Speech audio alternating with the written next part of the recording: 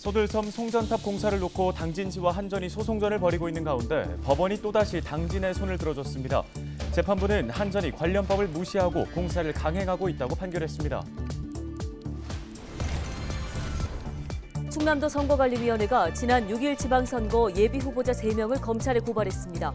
이들은 신고하지 않은 계좌로 자금을 지출하고 회계 책임자가 아닌 후보자가 직접 자금을 지출한 혐의를 받고 있습니다.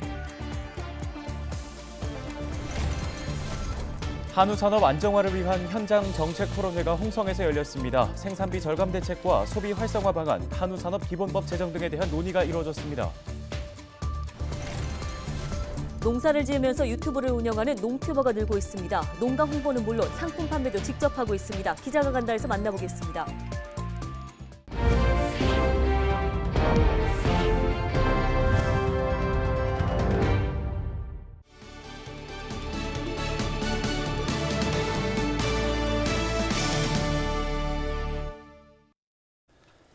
여러분 안녕하십니까? 헬로티비 뉴스입니다. 첫 소식입니다. 한국전력이 당진 소들섬에 송전탑 50여 개를 세우는 공사를 진행하고 있습니다.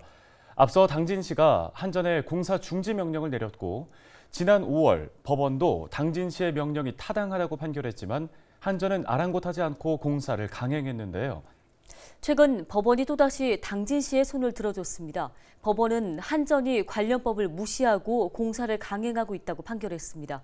정호석 기자가 보도합니다. 당진시가 한전에 내린 공사 중지 명령이 타당하다는 법원의 판결까지 나왔는데도 한전은 공사를 강행했습니다. 흙이 잔뜩 뒤섞인 물이 끊임없이 하천으로 쏟아집니다.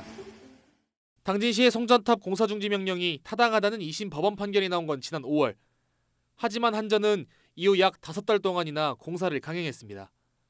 공사 과정에서 흙모래가 인근 하천으로 흘러들어가고 농경지가 훼손됐습니다. 농경지로 다 흘러가고 있고 농경지만 흘러가는 것이 아니라 이게 6개 군, 그러니까 3개 군, 3개 시가 같이 물을 같이 사용하고 있는 소들섬으로도 흘러 넘쳐서 들어갔다는 것이 가장 애석한 것 같습니다. 법원이 또다시 당진시의 손을 들어줬습니다. 대전지방법원은 지난 23일 한전이 신청한 공사중지 집행정지 신청을 기각했습니다. 한전이 환경영향평가법을 무시하고 공사를 강행해서는 안 된다고 판단한 겁니다. 주민들은 훼손된 농경지를 한전이 원상복구해야 한다고 주장합니다. 한전은 전력 공급이 시급하다는 이유 하나만을 가지고 불법으로 여지까지 공세를 강행해 왔습니다. 지금이라도 늦지 않았습니다. 이 부분을 원상복귀해서 법원에서 판결을 내린 것처럼 소규모 영향 평가를 받고 우리 지자체에서도 당진 지자체에서도 적극적으로 이렇게 함께 시민들의 목소리를 반영해 줬으면 좋겠다는 생각을 해봅니다. 당진시에서는 한전이 원상복구는 물론 형사 책임까지 져야 한다는 말도 나옵니다. 저는 형사 책임도 져야 한다고 생각하고요. 그리고 어쨌든 불법적으로 공사를 해서 지금 공사가 많이 진행된 상황인데 위법하게 진행한 공사에 대해서 원상 회복을 한다든지. 한전은 판결문을 검토한 뒤 항소 여부를 결정할 것으로 알려졌습니다. 당진시는 한전의 항소 여부에 따라 소송 비용도 청구할 방침입니다. 헬로티비 뉴스 정호석입니다. 충청남도 선거관리위원회가 지난 6일 지방선거에서 예비후보자 3명을 정치자금법 위반 혐의로 검찰에 고발했습니다. 예비후보자 3명은 신고된 예금 계좌를 통하지 않고 정치자금을 지출하고 회계 책임자가 아닌 후보자가 직접 자금을 지출한 혐의를 받고 있습니다. 선거법상 회계 책임자가 아닌 다른 사람이 정치자금을 지출하거나 신고된 예금 계좌를 통하지 않고 자금을 지출한 자는 최대 징역 2년 또는 최대 400만 원의 벌금에 처합니다. 선관위는 위반 행위에 대해 엄중히 조치할 방침이라고 강조했습니다. 한우산업 안정화를 위한 현장 정책 토론회가 홍성 홍주문화회관에서 열렸습니다. 홍문표 국회의원과 전국 한우협회 충남도지회가 공동 주최한 이번 토론회에는 김인중 농림축산식품부 차관과 이용록 홍성군수 등을 비롯해 한우농가 500여 명이 참석했습니다. 이날 토론회에서는 사료가 폭등과 축산물 개방에 따른 생산비 절감 대책, 속값 안정을 위한 소비 활성화 방안, 한우산업 기본법 제정 등에 대한 논의가 이루어졌습니다. 홍문표 국회의원은 한우산업의 현실을 짚어보고 축산 현장에서 축산인들의 생생한 의견을 들어 이를 정책으로 발전시키기 위해 토론회를 개최하게 됐다고 밝혔습니다. 제가 이 사료 가격이 폭등 문제를 언제까지 방치하고 이렇게 놔둘 거냐, 이 대책을 세우자. 두 번째는 축산의 소비 문제, 이것이 등폭이 너무 많아서 어떤 때는 또 나름대로 괜찮고 어떤 때는 어려웠고, 이거를 이제 조절할 수 있는 정책을 만들자는 거죠.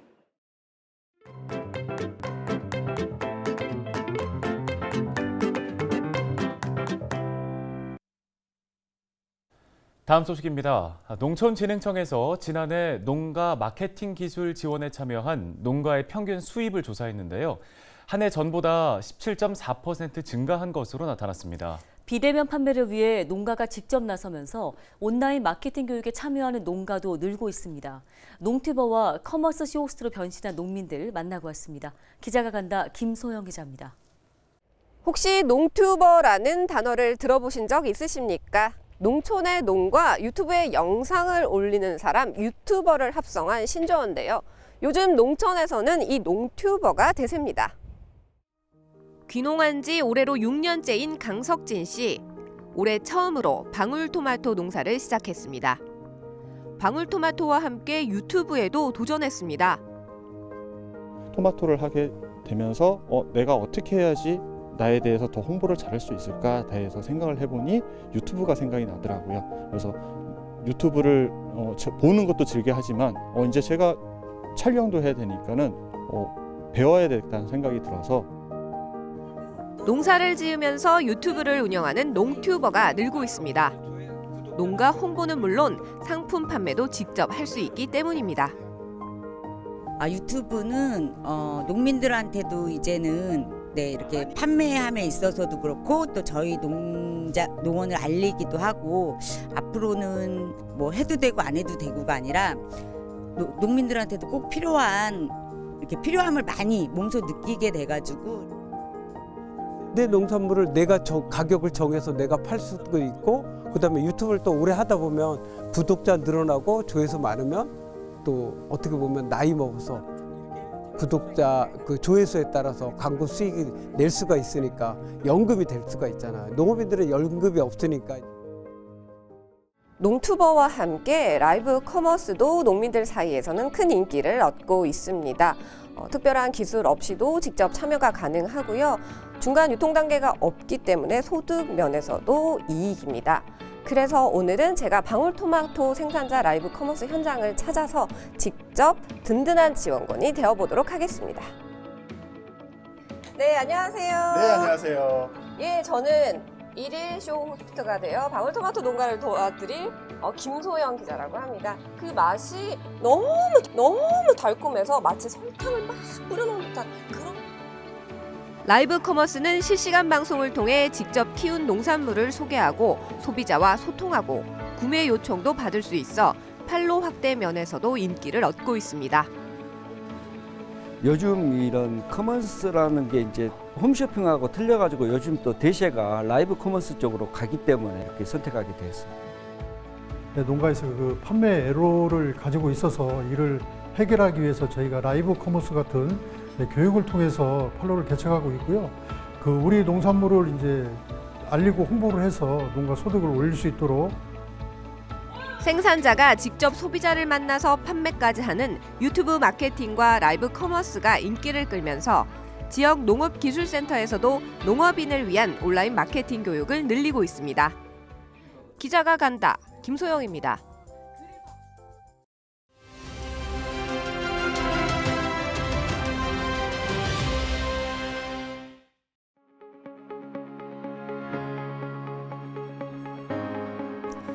질병관리청이 2021년 한 해 국민 건강 수준 변화를 살펴봤습니다. 코로나 발생 이후 2020년 악화됐던 각종 건강 행태와 만성질환이 다소 개선된 것으로 나타났는데요. 아직 코로나 유행 이전 수준을 회복한 건 아닌데 개인 방역과 백신 접종 등 예방 활동 등으로 국민 건강이 다시 예전 모습을 되찾고 있는 것으로 보입니다. 주요 변화를 살펴보겠습니다. 만 19세 이상 성인 비만과 당뇨병 유병률은 소폭 감소했고요. 고콜레스테롤 혈증 유병률은 증가했습니다. 흡연과 음주율은 남자 쪽에서는 감소했고 유산소 신체활동 실천율은 남녀 모두 소폭 증가했습니다. 2021년 우울증 경험률은 전년보다 소폭 증가했는데요. 30대 남녀의 증가율이 가장 높았던 것으로 나타났습니다. 코로나19 유행 때문에 불안했던 사회가 국민 건강 회복과 함께 안정을 되찾고 있습니다.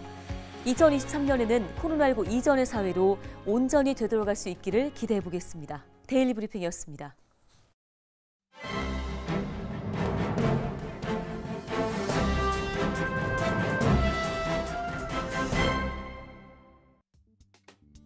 신문 브리핑입니다. 충남 홍성군의회 김덕배 의원은 24일 분양할 땅도 없으면서 기업하기 좋은 홍성을 홍보하는 건 어불성설이라고 밝혔습니다. 김 의원은 이날 본회의장에서 진행된 경제과 대상 업무보고에서 이같이 밝혔는데요. 군이 관내 산단에 입주할 기업 유치에 열을 올리고 있지만 정작 자리 잡을 터는 없다는 겁니다. 실제로 관내에는 2개의 산단이 있는데 내포 도시첨단산업단지는 가계약 포함 88%, 홍성 일반 산단은 100% 등 포화 상태인 것으로 알려졌습니다. 구항 등 7개 농공단지 역시 상황은 마찬가지인 것으로 전해졌는데요. 상황이 이렇다 보니 군은 내포 뉴그린 국가산단 지정에 행정력을 집중하고 있습니다. 군은 최근 국토교통부에 홍부급 대동리 1원 2,356제곱미터에 수소, 2차 전지 등 관련 분야와 미래차, 바이오, 드론 등 업종을 유치하겠다는 지정 신청서를 제출했습니다. 결과는 12월 말쯤 나올 예정인데요. 홍성 2 일반 산단도 민간 개발 방식으로 추진하고 있습니다. 하지만 두 산단 조성 전까지는 땅이 없어 기업 유치에는 걸림돌 작용이 예상되는 대목입니다. 김 의원은 오늘 당장 기업이 홍성에 공장을 신설하고 싶다고 부지를 요구하면 내놓을 땅이 있느냐고 반문했습니다. 이어 준비도 되지 않은 상황에서 기업하기 좋은 홍성을 홍보하는 게 무슨 의미가 있냐고 지적했습니다. 계속해서 기업이 오기 위해 군에서 준비해야 하는 것들을 안 해왔다는 결과가 현실로 나타나고 있다고 개탄했는데요. 이에 대해 군 경제과장은 열심히 하겠다고 답했습니다. 신문 브리핑이었습니다.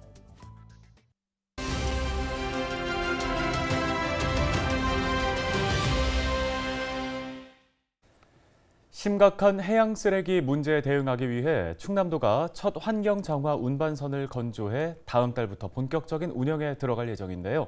지난 23일에 진수식이 진행됐습니다. 네, 충남도 이효구 환경 정화선 운영팀장 전화 연결해 보겠습니다. 안녕하십니까? 안녕하세요. 충청남도 해양정책과 환경정화선 운영팀 이효구 팀장입니다. 예, 충남도의 첫 환경 정화 운반선이죠. 늘 푸른 충남호 진수식이 열렸다고 들었습니다.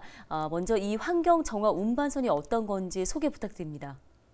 네, 말씀해 주신 것처럼 지난 23일 서천 장항 부두에서 늘 푸른 충남호 진수식을 개최했습니다.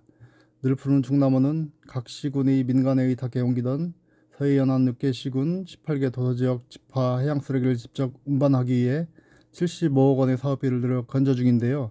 선박은 131톤 규모로 최대 승선 인원은 25명이며 최대 항속 거리는 1200km입니다.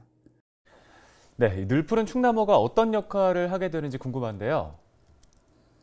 늘 푸른 충남호 선내에는 최첨단 항해 장비를 갖추고 있으며 주 크레인 부치 트럭과 암널박스 운반 차량을 탑재할 예정인데요.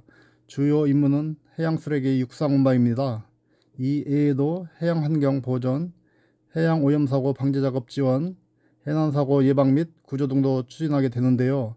늘 푸른 충남호는 시운전 등을 거쳐 내달 준공되며 충남도는 내달 중순 선박이도와 함께 현장에 본격 투입할 계획입니다. 네, 늘 푸른 충남호를 통해서 앞으로 또 어떤 효과들 기대해 볼 수 있을까요? 해양 쓰레기를 줄이기 위한 충남의 노력은 UN 공공행정상 수상과 해양 쓰레기 관리 역량 최우수 지자체 선정 등을 통해 인정받고 있으며 환경 정화 운반선 늘 푸른 충남호 운영을 통해 서해 바다의 깨끗한 해양 환경을 우리 충청남도가 선도해 나가겠습니다. 네, 잘 들었습니다. 충남도 이효구 팀장이었습니다. 오늘 저희가 준비한 소식은 여기까지입니다. 네, 여러분 고맙습니다.